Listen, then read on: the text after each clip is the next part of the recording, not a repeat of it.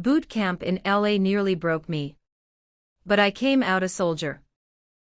Original post Army story. I'll never forget stepping off that bus in Los Angeles for boot camp. The sun hit like fire, the air was thick with heat, and before we could even take in the sight of the base, the drill sergeants were on us like sharks in bloodied water. Yelling, barking, pointing out every flaw before we even had a chance to breathe. Back home, I thought I was tough. I'd worked 2 jobs since I was 16, gotten into fights I probably shouldn't have, and carried myself like nothing could shake me. But the moment those boots hit the pavement, I realized toughness back home meant nothing here. Boot camp stripped you down to the bone. No name, no attitude, no pride, just a shaved head, a uniform, and a number they screamed at you until you forgot your own. Every day blurred into the next. We were woken before sunrise by a whistle that still haunts me in my sleep, then forced into drills until our legs gave out. Push-ups until arms trembled like jelly, runs under the burning LA sun that made your lungs feel like they were collapsing, and an endless barrage of orders you couldn't keep straight if your life depended on it. Sleep was a privilege, meals were more like refueling stops than breaks, and even water breaks came with shouting and punishment if you didn't move fast enough. But the worst part wasn't the pain. It was the silence at night, when you lay in that thin bed staring at the ceiling, every muscle aching, wondering if you'd survive tomorrow. Wondering if you had what it took. And yet, something started to happen. In that chaos, in those brutal days where one wrong step could mean 100 push-ups for the entire unit, we began to form bonds. Guys I'd never have met in a million years, kids from the East Coast, Midwest farm boys, city kids who grew up tougher than me, suddenly became my brothers. If one of us fell, the others dragged him up. If one of us broke, the rest of us carried him until he stood again.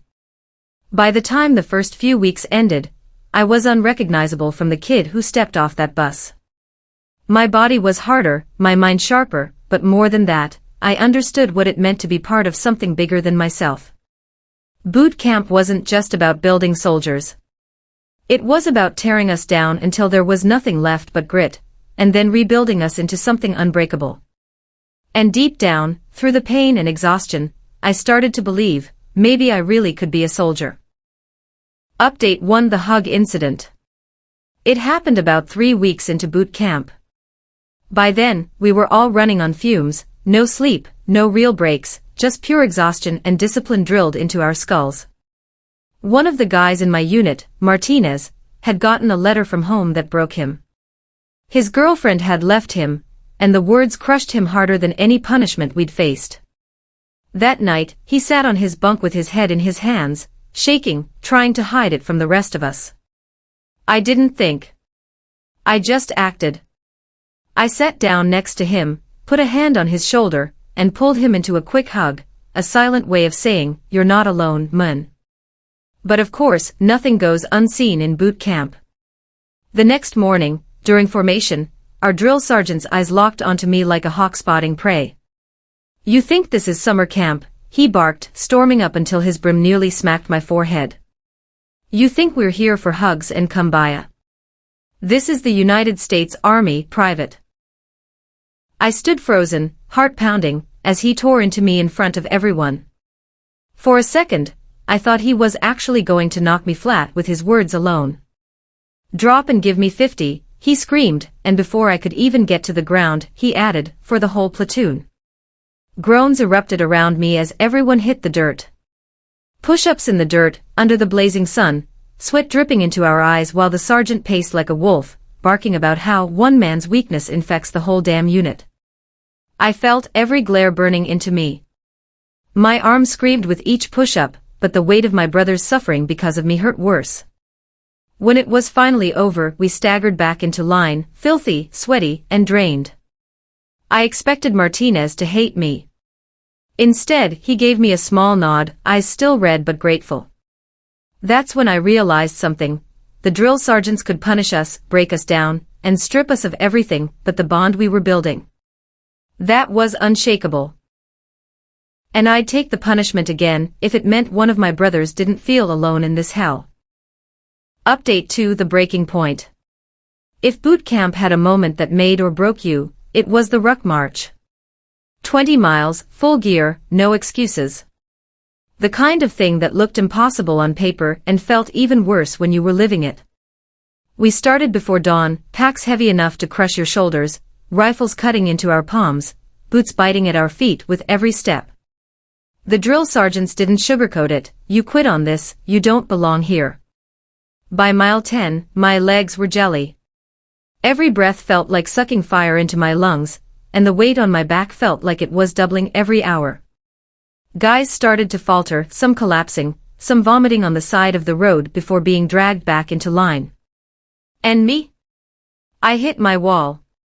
Somewhere around mile 16, my knees buckled and I went down hard. The ground knocked the wind out of me, and for a second, I thought that was it, I'd failed. The drill sergeant was on me instantly, screaming, "Get up, private. You wanna hug the dirt instead of your brothers." My vision blurred.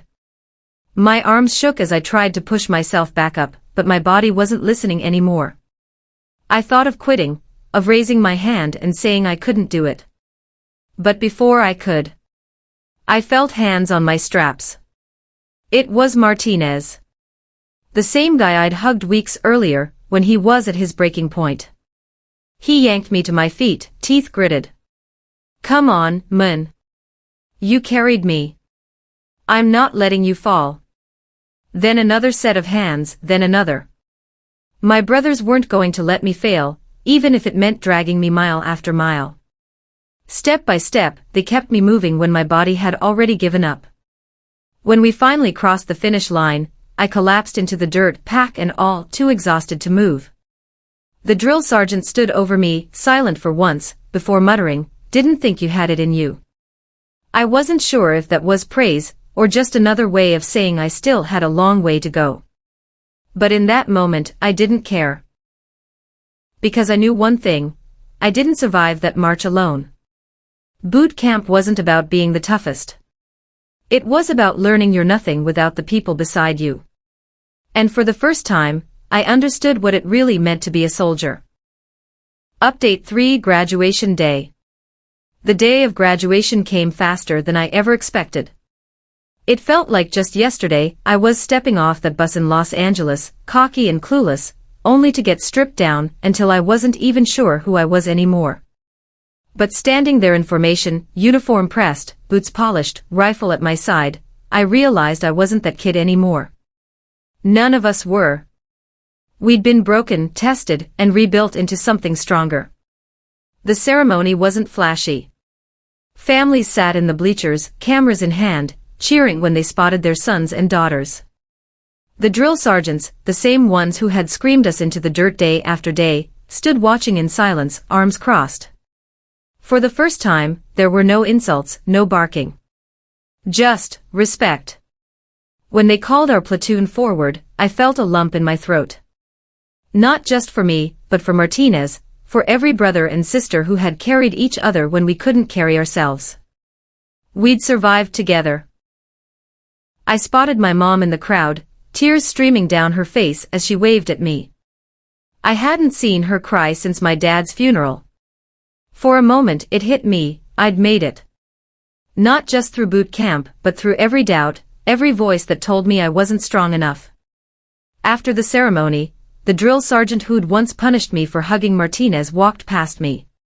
For a second, I thought he was going to tear into me again. Instead, he stopped, gave the faintest nod, and said quietly, "Not bad, soldier." Then he walked off like it was nothing. But for me, it was everything.